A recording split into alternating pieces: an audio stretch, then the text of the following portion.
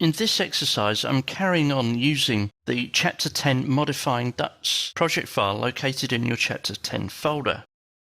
If you've kept your file open from the previous exercise, you'll notice that there are some subtle changes with regards to the appearance of this view. Firstly, there's the thin line tool. This allows me to show thin lines, although when I print, we will get the right pen weight. The other one was for scale. If I change the scale of the view and scroll back in, you'll see that my line type definitions have changed to match the scale of the view. On our duct layout, we have several options for adding and manipulating fittings and accessories. Let's take this duct fitting, the oval to round transition. I don't actually need to change the fitting to reduce the size of the duct. I can select the duct, change its diameter, and the fitting changes to suit.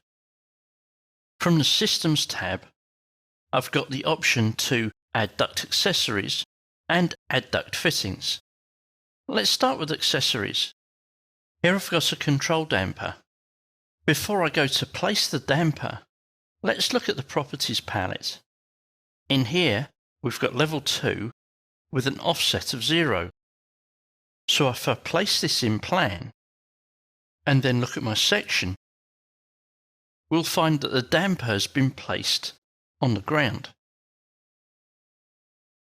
If I go back to the Duct Accessory tool and I place that same damper hovering over the top of a duct, not only does it break the duct, it places the damper at the right offset from the level. And we can see that in section. Let's go back to the plan view.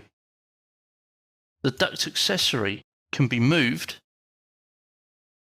and it stretches the duct with it. If it's deleted, the duct heals.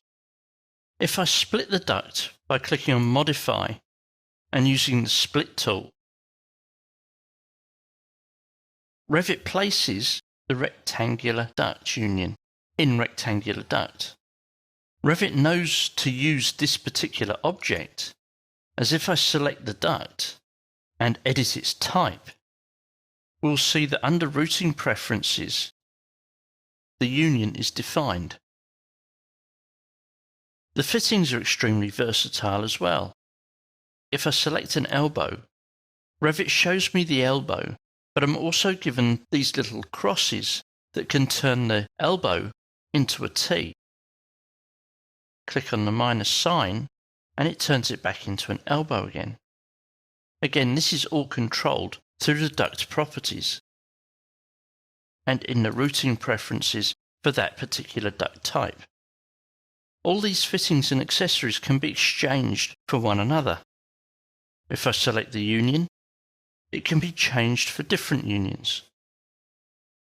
If I select an elbow, it can be changed for a different type of elbow. If you don't have the right fittings loaded into your project, you can go and load them from either your library or the standard library.